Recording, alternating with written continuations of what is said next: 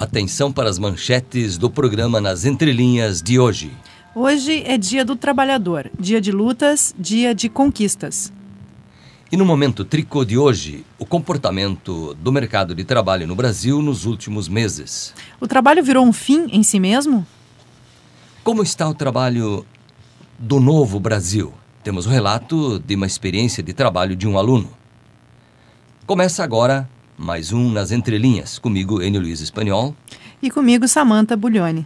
Um programa do Departamento de Administração Pública da ESAG, o DESC, todas as terças-feiras, às 11h45. Fique ligado e faça contato conosco através de qual e-mail, Samantha? nasentrelinhas.exag@gmail.com. Bom dia, Enio e ouvintes da rádio DESC 100.1 FM. Enio, neste 1º de maio se comemora o Dia do Trabalho ou o Dia do Trabalhador? Afinal de contas, qual é um pouco a razão dessa data? Em 1886, em Chicago, nos Estados Unidos, houve uma manifestação de trabalhadores que tinha como finalidade reivindicar a redução da jornada de trabalho para 8 horas diárias. Foram vários dias de greve com a participação de milhares de pessoas e com a morte de alguns manifestantes. 3 anos mais tarde, ou seja, em 20 de junho, a Segunda Internacional Socialista, reunida em Paris, decidiu convocar anualmente uma manifestação com o objetivo de lutar pelas 8 horas de trabalho diário. A data escolhida foi dia 1º de maio, como homenagem às lutas sindicais de Chicago. Tem uma coisa interessante aí, né, Enio? Parece que, bom, tanto o 1º de maio quanto o 8 de março, que é escolhido como Dia Internacional da Mulher, tem como pano de fundo manifestações envolvendo trabalhadores. Ao que tudo indica é que há uma ressignificação hoje, muito dessas relações de trabalho nos últimos anos na sociedade, né? Exemplo do que está acontecendo hoje na Europa e mesmo no Brasil, nos novos modelos de relação de trabalho. Exatamente, Samantha. E para falar sobre isso, temos hoje no nosso programa o professor em Administração Pública, Daniel Pinheiro. Ele é mestre em Administração e doutorando em Administração. Também a presença do aluno Yuri Chaya Piratini. Professor Daniel, se pensarmos o novo Brasil das décadas de 90 e 2000, qual é o perfil do trabalho que podemos observar hoje? Enio, nós viemos na década de 90, logo após uma crise social e econômica muito forte na década de 80. Então as pessoas começaram a pensar que tudo ia mudar. Nós tínhamos uma esperança muito grande de estar empregados, uma esperança de que só o serviço público não seria suficiente para sustentar o emprego, o trabalho e até mesmo para você poder levar para casa o teu sustento. E esse foi o significado desse fim de década, de século, na verdade, né? Então a gente entra aí nos anos 2000 com uma esperança muito forte de crescimento econômico, vai chegando em 2010 com índices de emprego razoavelmente bons aqui no Brasil, bem interessantes, e com toda uma outra configuração. A gente tem aí o mercado de serviços despontando, tem uma perspectiva de empregos mais qualificados, mas também a gente passou por um processo de ressignificação desse trabalho. Tá, professor Daniel, tu fez referência a essa questão do serviço público, né? Mudou mesmo essa ideia de que o serviço público é hoje o melhor lugar de salvaguarda, de segurança, estabilidade? Porque a sensação que eu tenho muitas vezes com os alunos é que há um desejo por estar no serviço público, porque ele dá muita estabilidade. A estabilidade ainda é o ponto de segurança, mas o mais legal disso tudo é que assim, a gente sai da década de 80 começando a ficar descrente do serviço público. Daqui a pouco você vê as pessoas procurando o mercado de trabalho, vários autores em várias ciências discutindo o trabalho, mas principalmente a questão da falta de emprego no mundo, que a configuração ia mudar. Temos até um livro famoso, Fim dos Empregos, que é praticamente uma tragédia, né, e que não era bem assim. E isso não só fica provado, como nós entramos agora numa situação em que, por que as pessoas vão procurar o serviço público, né? Não é só uma questão de confiança, é porque nos últimos anos a administração pública também veio se modernizando. Ela veio passando por um processo de construção diferente, a máquina pública vai funcionando diferente e tem empregos atraentes e tem salários também, de certa forma, atraentes. Por quê? Porque o mercado de trabalho, com essa mão de obra toda que entra, ele começa a ficar saturado, as empresas começam a negociar menos salário e te dizer, olha, você quer esse emprego, você está qualificado, então vem para cá que eu cuido de você. mas você trabalha 8, 10, 12 horas por dia sem saber. A discussão do 1º de maio, que começa com a discussão de jornada de trabalho, hoje está praticamente esquecida. Toda vez que ela reaparece na pauta política para discussão, estranhamente ela desaparece, porque a sociedade está preocupada em ir para o trabalho e não em discutir o significado desse trabalho. Trabalha-se hoje domingo, de noite, de madrugada, em casa, em qualquer ambiente nesse mundo virtual, nesse mundo eletrônico. Nós que somos professores sabemos muito bem disso. Recentemente uma aluna me comentou, ser professor é muito bom, você faz um concurso para 40 horas, aí você trabalha 12 horas que você é obrigado a dar aulas e depois não faz mais nada e ainda ganha por isso. Aí eu comentei com ela o tempo que eu levava em casa, corrigindo prova, preparando aula, tendo reunião, e diz que minha agenda vai mais ou menos a 60 horas no mínimo de trabalho. Nessa ideia a gente pode pensar que há uma diferença mesmo entre trabalho e emprego, né? Quer dizer, trabalho talvez seja relacionada com uma vocação, um desejo, querer fazer algumas coisas. Quer dizer, o trabalho hoje, ele virou um fim em si mesmo. Como é que a gente consegue pensar um pouco isso? O trabalho acaba sendo uma necessidade, mas não a necessidade de eu crescer, de eu pensar, de criar um significado para isso, mas uma necessidade de eu levar uma renda para casa, de eu sustentar minha família, tanto que a gente tem pai e mãe saindo para trabalhar, deixando as crianças em casa, eu tenho que ter dinheiro para pagar a creche, a escola, e aí eu vou para o meu trabalho sem refletir muito sobre ele. Eu quero trazer o resultado dele no final do mês e eu deixo isso acontecer. Por isso o serviço público acaba sendo interessante. Eu sei quanto eu vou ganhar lá no final, essa é a minha esperança, eu vou ter certa estabilidade, vou poder cuidar da minha família e é isso que ele significa para mim. Mas acho interessante não esquecermos que o trabalho é um meio, não pode ser jamais. Jamais. Né, a gente está também aqui com o Yuri, né, o Yuri Pittini, um aluno da administração pública. E Yuri, tu fizeste um relatório no teu estágio, falando um pouco dessa relação com as tuas experiências. Pode contar um pouco sobre isso, falar um pouco sobre isso para nós?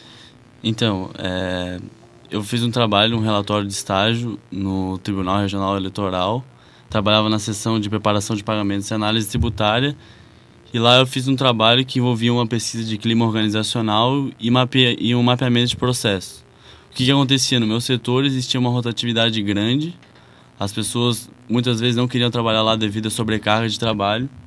Então eu levantei esse trabalho lá para definir o porquê dessa rotatividade e o porquê dessa sobrecarga.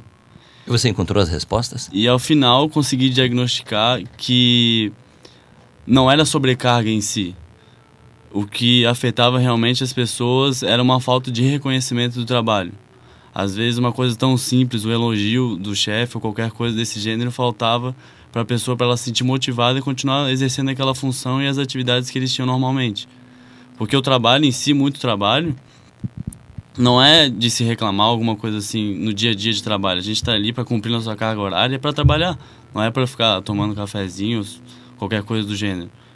O café, lógico que é normal, não estou querendo falar mal do cafezinho, desculpa isso que eu diria que o cafezinho é fundamental. Desculpa. O que eu quero dizer é que a gente vai para o trabalho realmente para exercer nossas atividades. E no momento que a gente chega lá, a gente precisa muito mais do que só estar lá no trabalho. A gente sabe que o nosso chefe é uma pessoa que exerce influência para a gente, entendeu? Muitas vezes falta uma capacidade de liderança ou às vezes até um feeling de perceber, ele está precisando, reconhecer o trabalho dele, entendeu? A pessoa se sente motivada e dá continuidade no trabalho com mais seriedade, sem a menor sombra de dúvidas. E isso foi o que eu consegui diagnosticar no trabalho. Yuri, a tua experiência assim como acadêmico de administração pública, tu consegue perceber que ela teve influência nessas tuas análises, assim, essa capacidade de enxergar esses detalhes? Sem a menor sombra de dúvidas. Para mim, não tem nada melhor do que ter uma experiência prática.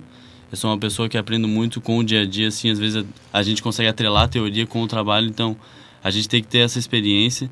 Consegui trazer muito das teorias que eu tinha em sala de aula, consegui visualizar ali no ambiente com pessoas, que a gente sabe que trabalhar com pessoas é muito delicado, mas lá eu consegui desenvolver competências como habilidades comportamentais, habilidades técnicas também, mas tudo isso para mim é de suma importância, conseguir atrelar a universidade com o meu dia a dia no meu setor de trabalho. Normalmente quando se quer contratar pessoas para trabalhar, se diz que os alunos ou os jovens não têm experiência. Você deve ter alguma outra experiência? Nos relate assim, bem rapidamente, no limite de tempo que a gente tem, alguma outra experiência de trabalho que você teve? Eu tive experiência, trabalhei nos Correios já, trabalhei no Conselho Regional de Psicologia, na Justiça Federal e agora tive a oportunidade do TRE também. E por fim estou participando de um trainee da ESAG Júnior da nossa universidade que nos oferece. Então, para mim todas as experiências foram excelentes, acho que em todos os lugares a gente tem oportunidade de aprendizado. A gente aprende muito com cada pessoa do nosso trabalho, eles têm uma bagagem muito grande para nos ensinar. E a experiência de trabalho realmente é muito válida. Eu gostei muito de ter trabalhado na Justiça Federal, trabalhado no TRE, trabalhado nos Correios, no Conselho Regional de Psicologia. Cada lugar tem a sua peculiaridade. Então você consegue envolver com muita coisa que a gente aprende em sala de aula e agir e às vezes até tomar medidas de ação ou sugerir. O fato de ser um estagiário, mas é muito bacana ter toda essa visão sistêmica de como funciona. É excelente. Muito bom. Professor Daniel, aluno Yuri, obrigado pela participação de hoje e vamos aproveitar o Dia do Trabalho descansando. Descansando, sim. Samantha, mas o programa ainda não acabou. Não mesmo, Enio. Para finalizar, nós não podemos esquecer de tricotar, né? O Momento Tricô de hoje com o professor José Tavares de Borba, do Departamento da Economia da ESAG. O professor Tavares é economista e doutor em engenharia. Professor José, em março deste ano foram criados no Brasil mais de 11 mil postos de trabalho. Em termos de comportamento de mercado de trabalho, o que isso significa? Bom dia, professor Enio. Isso significa que a economia está bem, está aquecida. Comparativamente com o mesmo período do ano passado, houve um acréscimo de 20%. Isso são dados do Ministério do Trabalho e Emprego. E isso é muito bom, porque no início do ano, a economia, nos primeiros meses do ano, indica, normalmente a economia ela dá uma freada e depois ela começa a se acelerar. Então, se nós temos já no mês de março, no mesmo período, comparando com o ano anterior, um aumento de 20% no emprego, isso é muito bom. Isso indica que os empregos estão aumentando, sendo que é 20% de aumento real em relação ao ano passado. E no acumulado desse mesmo ano, nós já temos 1,17% de aumento de emprego. E isso também é excelente, porque esse aumento de emprego, aumento real de emprego desse ano, já está acima da taxa de inflação. Isso é um indicador muito positivo. Então, aquilo que se falava, que a economia estava muito próximo, que o objetivo da economia era atingir o pleno emprego, a economia brasileira hoje, de fato, está muito próxima disso. E a composição desses empregos ela é muito interessante porque o setor de serviços ele passou à construção civil e está em primeiro lugar. Isso é muito bom. A construção civil, que nos últimos tempos era o carro-chefe da economia, ela está em segundo lugar. Isso também é um indicador positivo, indicando que a economia ainda continua acelerada, sendo que a construção civil é, de fato, o setor mais sensível da economia. Professor José, assim, essas análises desse aumento de empregos, eles são muito vistos por setores, né? Então, os dados são setoriais, assim, mas se a gente for pensar isso por regiões, há esse aumento proporcional por regiões também ou há uma diferença? Não. A única região que não houve crescimento no último mês de março foi justamente a região Nordeste. As demais regiões houveram crescimentos. A região Sul houve um crescimento relativamente bom, de 0,66%. Santa Catarina, que teve um menor crescimento dos 3 estados do Sul, mas também teve um crescimento positivo de 0,34%, segundo os dados do próprio Ministério do Trabalho. Isso é bom para a nossa região e melhor ainda, além disso, é o crescimento real o crescimento real do salário. O salário teve aumento real de 4,47% real, ou seja, acima da inflação. Isso é muito bom para o trabalhador. Hoje que estamos celebrando o Dia do Trabalho, isso é importante por isso.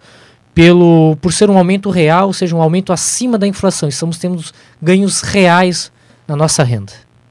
Excelente. Ok. Muito obrigado, professor José Tavares. Não percam na próxima semana mais um Momento Tricô. Samantha, ficamos hoje por aqui. Terça que vem tem mais. Sim, Enio, terça que vem tem mais e um excelente feriado do Dia do Trabalhador para todo mundo.